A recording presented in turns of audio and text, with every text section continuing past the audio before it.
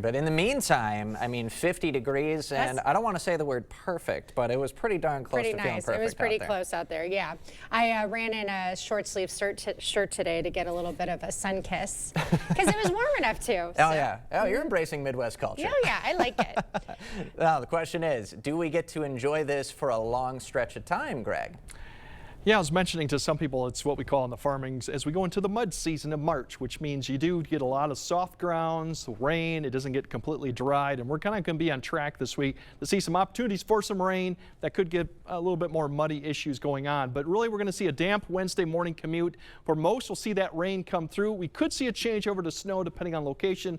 Further north you go, I think that's a better shot. Not expecting accumulation with temperatures that will be at or above freezing. We have another opportunity for more flurries or even sprinkles coming late Wednesday night. Another system's going to come down.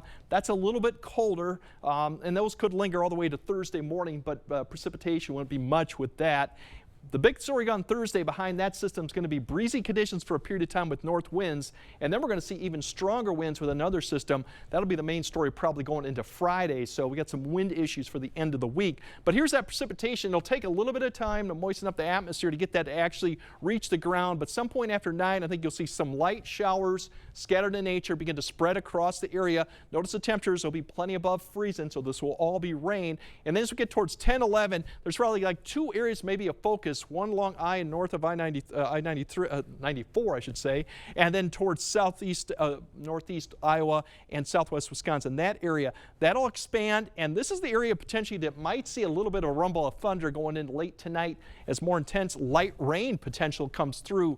This will come through the area. We'll see this lift throughout the night. It could be a wet night for some areas, and then as you wake up, it depends how this plays out, but there could be some decent light, steady light rain falling at some areas for the morning commute for a lot of the areas. This whole area begins to lift. This is about the time frame when I think you might see a little bit of a mix come in, given that the temperatures now are about 33 to 36 up in this band area. So as we potentially see, you see a little bit of pink starting to show up probably after 7 or 8. We'll start seeing a little bit of this mixed in, and it may be briefly changed to snow as it then ends potentially around 9 to 10 a.m. So that's what we're looking at. So you could see steady light rain if you're in that 2 bands of the area for the morning commute. Otherwise, it'll be cloudy and some light rain. As you notice, the temperature still fairly warm throughout the day. We're going to have plenty of cloud cover, low cloud cover, probably hanging around until the early afternoon hours. That could present a little bit of a drizzle issue going on as temperatures will still climb up to the low to mid 40s. So we won't see 50s tomorrow, but still above average for this time of year, but just plenty of cloud cover. Now, where this band's set up is really going to determine how much rainfall goes on right now, and that could go back and forth. So really, generally, I think everyone will see a quarter or less, but there could be a narrow little area that gets about maybe up to a ½ inch of rain. Temperatures, as I told tomorrow, mid 40s, so still very mild, still above average, but not quite the 50s with the cloud cover. And then here's that opportunity for Wednesday night and Thursday morning, a little bit of snow showers potentially for north of I-94, maybe sprinkles or flurries. That could persist through the morning, but would be very light. The big story then going into Thursday is the wind, as the winds go on. Now temperatures going into Thursday, still fairly above average, but this may be earlier in the day. You also get some more 30s popping up there further north, given that it's going to be a little bit of colder air mass coming through.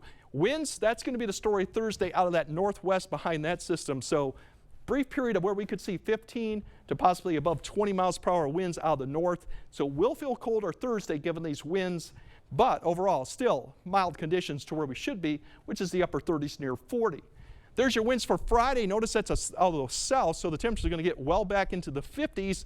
And then we have that system come through and a sharp drop in temperatures from Friday and Saturday, 34, but it doesn't stay that way very well. We rebound back on Sunday.